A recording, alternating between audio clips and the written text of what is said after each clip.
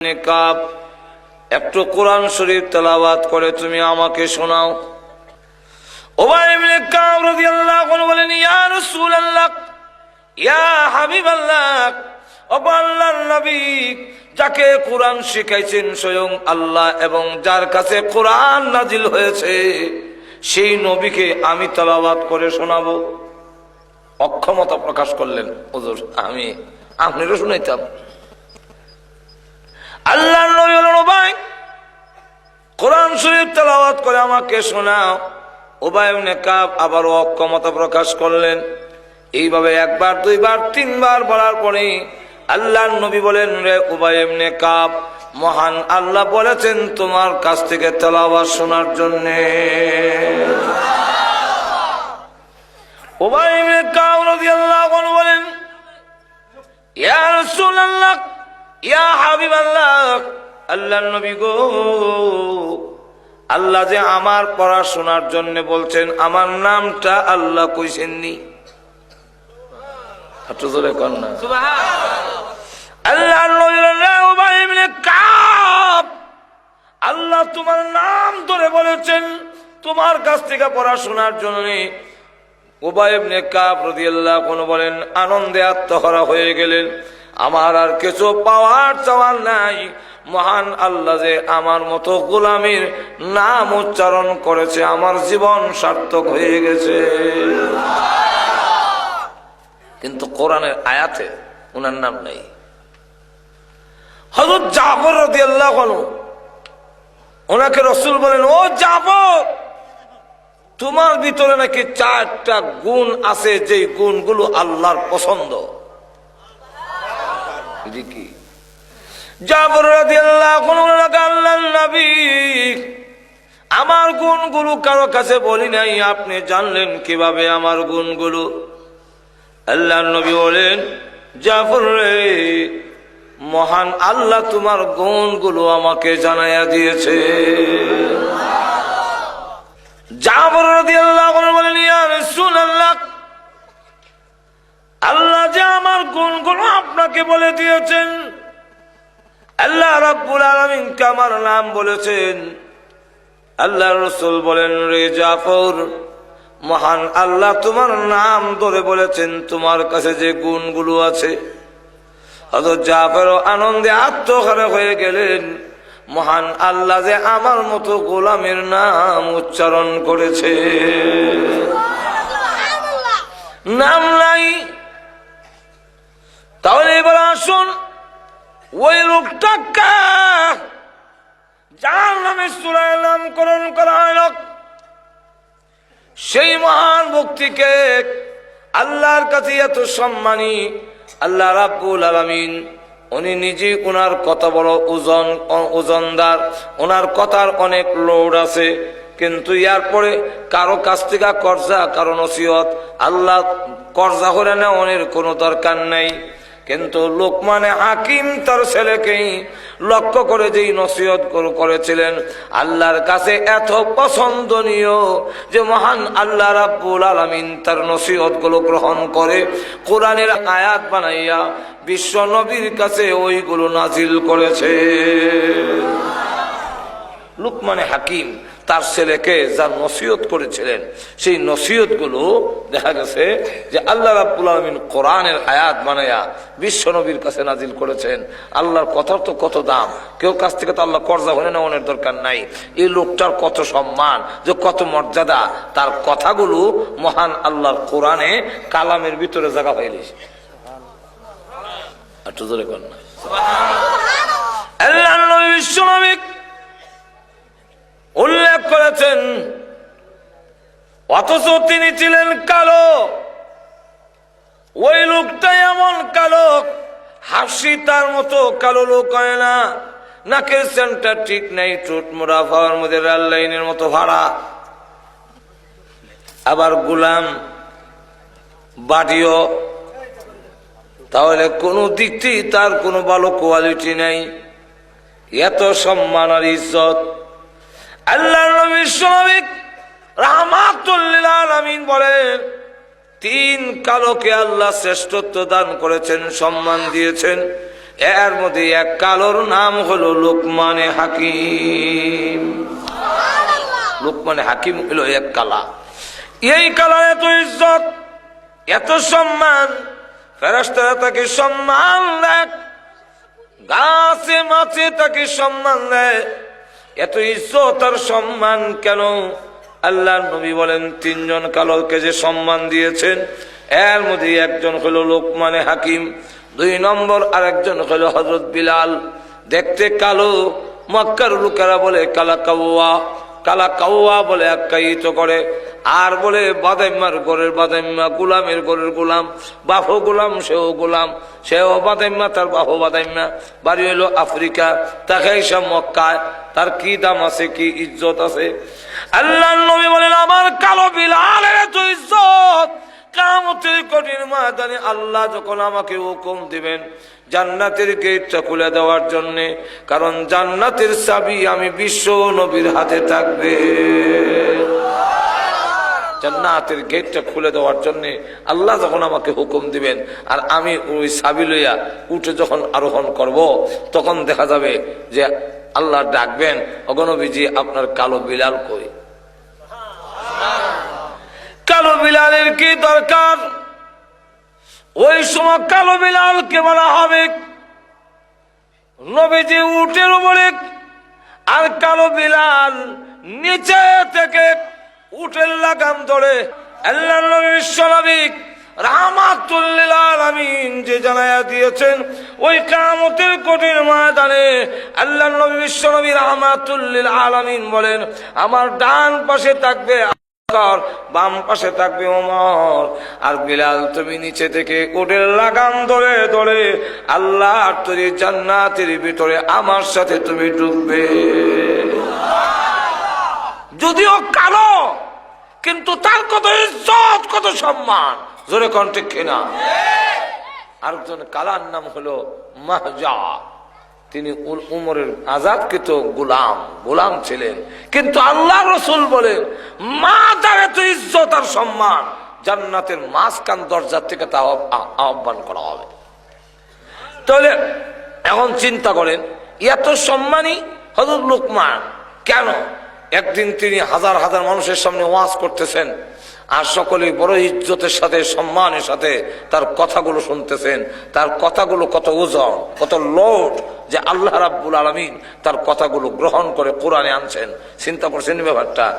এখন আল্লাহ ওয়াজ করতেছে, তো এক লোক দাঁড়ায় গেছে মাহফিলের মাঝখান থেকে, দাঁড়ায় কয় যে আমি একটা প্রশ্ন করতে চাইছিলাম, সাহস পাই না, আর ভিতরে যে একটা খুটকুটি আরম্ভ হয়েছে, না করলে শান্তিও হইতাছি না, অনুমতি যদি দেন তাহলে কিছু প্রশ্ন করবে। ভাইরা আমার লক্ষ্য করে দেখেন যে এই অবস্থায় আল্লাহর নবী বিশ্বনবী রাহমাতুল লিল আলামিন যে বলছেন কালো লোকের দাম, তো ওই লোকটা দাঁড়ায় কয়, ও লোকমান, আমি আপনাকে প্রশ্ন করতে চেয়েছিলাম একটি, কিন্তু সাহস পাই না, কারণ আপনার সমপাঠী একসাথে স্কুলে পড়েছিলেন, কিন্তু দেখা যায় এখন এমন জায়গা গেছে বেটা মন্ত্রী হয়ে রয়েছে, এমন অনেক কথা কইতে সাহস করা যায় না, সাহস পাওয়া যায় না। তো লোকমানে হাকিম এত সম্মানে গেছে যে আমি এখন কেমনে তারে করি, একটা কথা বলতে চেয়েছিলাম, সাহস করতাম পারি না, ভয় করে, আবার না কইলেও আমার মন শান্তি হইতেছে না। আপনি অনুমতি দিলে আমি একটা প্রশ্ন করতে চাই। জিজ্ঞাসা করে যে কি বলো, প্রশ্নটা কিটা? প্রশ্নটা হইল, আমি এক মাঠের মধ্যে এক লোকমান আমার সাথে ছাগল রাখতো, বকরি চড়াইতো, ঠিক দেখতে আপনার মতোই, না হই মনই, হ্যাঁ সেন্টার ঠিক নাই, টুট মুড়া, ফায়ার মধ্যে রেল লাইনের মতো ভাড়া, এই মনুই বাটি বুটি, এই মনুই ফেট বড়, এখন আপনার মতোই দেখতে, কিন্তু আপনি সেই বকরির রাখাল, ছাগলের রাখাল, এটা কইতাম কেমনে? এটা তো সাহস পাই না। আর মনের মধ্যে খালি বার আমার মানে কুটকুটাইতেছে যে লোকটা যেমন হেলই না ইত্যা, এখন শান্তি পাইতেছি না। তাই আমি আপনাকে জিজ্ঞাসা করতে চাই, যেই মাত্র কথা বললেন, লোকমানে হাকিম বলেন, আমি সেই লোক যিনি তোমার সাথে মাঠে বকরি চড়াইতাম। কারণ আল্লাহওয়ালারা তার পিছনের ইতিহাস স্বীকার করতে একটুকু দ্বিধাবোধ করে না। পিছনের কথা তারা ভুলে যায়, তারা আল্লাহর শুকুর আদায় করতে পারে না। আর সত্যিকার আল্লাহর বান্দা যারা, তারা তার পিছনের কথা স্বীকার করে বলে এই নিয়ামত আমার আল্লাহর দেওয়া। জোরে কোন কার দেওয়া? আরো জোরে আওয়াজ দিয়ে বলুন কার দেওয়া? খলিফাতুল মুসলিমিন ওমর রাদিয়াল্লাহু আনহু, তিনি দেখা যায় ওই অবস্থা ছাড়াতে পারেনি। তিনিও একটি মাঠ দেখে চোখের পানি ছেড়ে দিয়ে কাঁদলেন। লোকেরা জিজ্ঞাসা করে, ওমর, এই মাঠটা দেখে আপনি চোখের পানি ছেড়ে দিয়ে কাঁদলেন কেন? উনি ডাক দেয়া বলেন, আমি ছিলাম এই মাঠের একজন রাখাল, আমার কোনো ইজ্জত সম্মান ছিল না।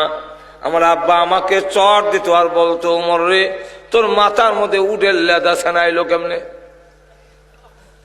মাথার লেদাই তোকে লেগে। আব্বা, ওই গরমের সময় যে সময় রোদ উঠে, এই সময় উডের ভিসে গিয়ে ছায়ার লেগে বয়ে তাই, আর উডে মাথার লেদা সেনা আমার উপরে যায়। তো আব্বা চট দিয়া লম্বা একটা ফুলা আমার আল্লাহ দিল, এটার আকুল বুদ্ধির লেশো নাই।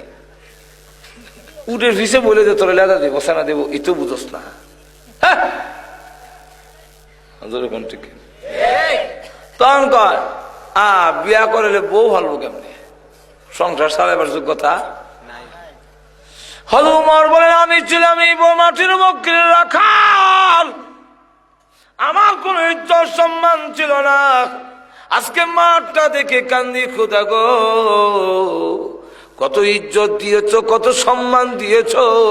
আমি এখন বকরির রাখাল না, আমি এখন উটের রাখাল না, আমি আমিরুল মুমিনিন, আমি খলিফাতুল মুসলিমিন।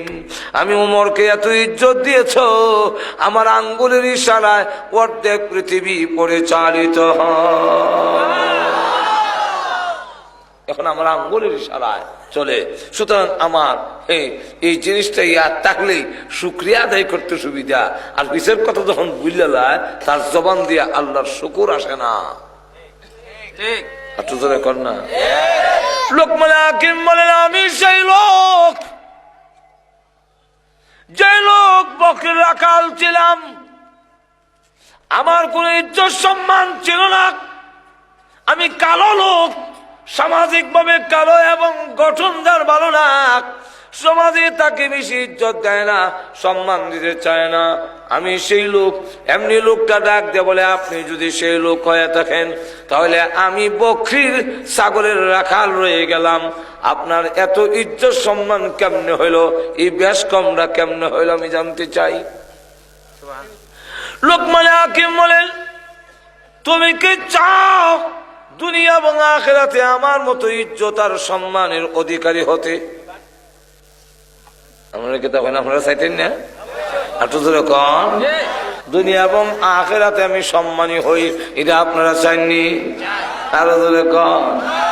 লোকমান হাকিম যেই মাত্র বলেছে, সেই লোকটা ডাক দিয়ে বলে, হ্যাঁ লোকমান হাকিম, আমিও তোমার মতো দুনিয়া এবং আখিরাতে সম্মানিত হতে চাই। লোকমান হাকিম বলেন, যে সমস্ত গুণের কারণে আমাকে আল্লাহ এত সম্মান দিয়েছেন, সেই গুণগুলো তুমি অর্জন যদি করতে পারো, জেনে রাখো তোমারও সম্মান দুনিয়া এবং আখিরাতে বেড়ে যাবে। তুমি যদি আমার মতো সম্মানী হতে চাও, যে সমস্ত গুণগুলো আমি অর্জন করছি, সেই গুণ তুমি অর্জন করো, তাহলে দুনিয়া এবং আখিরাতে তুমি সম্মানিত হইবা। এই গুণগুলো কি? গুণ হইল 9টা। যেরকম কয়টা? কইতাম নি? আরো যেরকম না, অসুবিধা হইতাছে। 1 নম্বর চোখ দৃষ্টি নিচের দিকে রেখ। কোন দিকে? কেন? আল্লাহ বলছে, কুল্লিল মুমিনিনা ইয়াগুদ্দু মিন আবসারিহিম। হে রাসূল, আপনি মুমিন পুরুষদেরকে বলুন তারা যেন দৃষ্টি নজর নিচের দিকে রাখে। নারীদেরকেও বলুন নজর নিচের দিকে রাখো। আমাদের সমাজে যদি খালি এই আইনটা বাস্তবায়িত হয়, পুরুষ তারা রাস্তাতে গেলে তারা নিচের দিকে চাইয়া দেব, বেস্টেন্টের দিকে সাউন্ড নাই, আর মহিলারাও কোনো বেড়ার দিকে চাইতো না। এই নয়, শুধু আইনটা যদি, এই কথাটা যদি মেনে নেওয়া হয়, তাহলে আমাদের সমাজের অনেক জিনা এসিড মারা বন্ধ হয়ে যাবে। কিন্তু তা না করে আরো কয় নারী পুরুষের কাঁধে কাঁধ মিলাইয়া কাজ করতে হবে। নারী পুরুষে মিলে কাঁধে কাঁধ মিলে কাজ করতে। দেশকে সমৃদ্ধিশালী করতে হলে, উন্নতশীল একটি দেশ গঠন করতে হলে নারী পুরুষের কাঁধে কাঁধ মিলে কাজ করতে হবে। আমার উঠেছে আসে, তার জন্য আপনি আসুন কে লেগে? আমি বললাম ইবারের বাসন শুনে আমার আসি উঠছে। আমিও যদি এখন দেশে গিয়ে ওয়াজ করি যে ভাইরা আমার, দেশ সমৃদ্ধিশালী হোক আমিও চাই, উন্নতশীল ডিজিটাল দেশ হোক এটা আমিও চাই। সুতরাং উন্নত মানের দেশ হইতে গেলে ফসল ভালো ফলাইন লাগবে, নাহলে উন্নতি হইব কেমনে? সুতরাং আপনারা সামনের বছর থেকে এখন আর শুধু গরু দিয়ে চাষাবাদ করলে হবে না, ছাগল আর গরু এক কাঁধে কাঁধ মিলে চাষাবাদ করতে হবে। আমার এই কথা মান্য যদি আপনারা গরুর কান্দ জোয়ার আর এদিকে একদিকে ছাগল, কাঁধে কাঁধ মিলবো নি? গরু আর ছাগলে যেমন কাঁধ মিলে না, আমার হাতের পাঁচ আঙ্গুল যেমন এক সমান না, ওটার গরু যেমন এক সমান না, হাতি আর ওট যেমন এক সমান না, নারী আর পুরুষও কাঁধে কাঁধ মিলে না। কাঁধে কাঁধ মিলে যদি কাজ করতে যায়, দুর্গতি বাড়বে ছাড়া জাতির উন্নতি হবে না।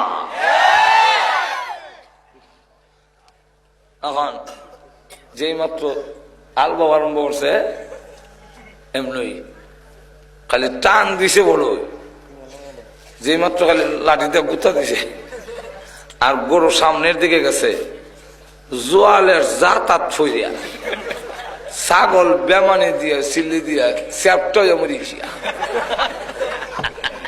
আর জোয়াল বাঙ্গিয়া গিয়া লাঙ্গল গরুর ঠ্যাঙ্গল আছে, গরু মাসে লাত্তি, এই লাঙ্গল গুড়িয়া লাগছে বেটার ফাও কাটছে, জোয়াল বাংছে, ছাগল নিহত হয়েছে।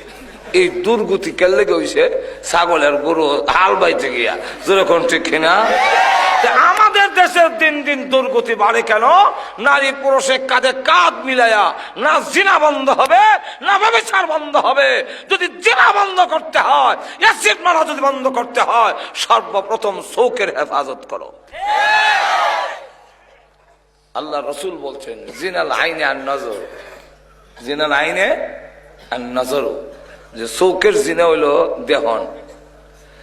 চোখরে যে হেফাজত করতে পারছে না, সে আল্লাহর ওলি হতে পারে না। এত জোরে কর না। কিন্তু এর আগে তোমরা নিজের আমল ঠিক করতে হইব, জোরে কোন ঠিক কিনা? তো তাবলীগ ওলামা কয় নিজের দাওয়াত, নিজের আমলটা ঠিক করো। যাক, এখন এই ফুল ফুরিয়ে কয় যে এরা অস্ত্র নাই, বালা ডাক্তারও না, তোমার চোখটি কাটবো, এরপরে ফসবো, গলবো, ফুস পড়বো। আমি তো কান্দি তোমার দুঃখে, তোমার যে চোখটি দেবো, এমনি তো চোখের কোনো বেদনা নাই, হুইজ নাই, কোনো কিছু নাই, একটাই খালি অসুবিধা, চোখে দেহ না। কিন্তু এরা তো বালা ডাক্তার না, বালা ডাক্তার হলে চেম্বার খুলে থাকতো, বালা যন্ত্র নাই, কাটা যাবো আর তোমার চোখ নষ্ট হয়ে যাবো। তখন আমি মগলতে হলাই দেওয়া যাবো আমার উপরে, আমি আর না তোমার আসলে হিতাকাঙ্ক্ষী। এখন বউ যে বাধা হইয়া দাঁড়াইছে, আসলে কি এর মহব্বতে না নিজের মুখোশ উন্মোচন হয়ে যাব, নিজের অবস্থা খুলে যাব, ইটার লেগা ধরে ঠিক না? ঠিক না? এখন হে বউর কথাই মন মানা মানে, বউ যা কথা ওই ঠিক। আমরা দেশেও কিছু লোক আছে, যাইও না তসফির, যাইও না হক্কানি ওলামায়ে কেরামের কাছে, যাইও না আলিম ওলামার কাছে, যাইও না তাবলীগ ওয়ালাদের কাছে, গাট্টি সুর ইতা সুর কইয়া, হ্যাঁ এটা কোনো নবীর আদর্শ নিভাবে কম। যাক, এসরে কইলো গাঠি চোরা খেতে বদনা চোরাইতো কইয়া, ইটা কেল লেগে ফিরাইতো চায়। ফিরাইবার কারণ হইল, যখন নাকি তবলিগ গিয়া 3 চিল্লা দিব দিয়ে হের চোখের ফট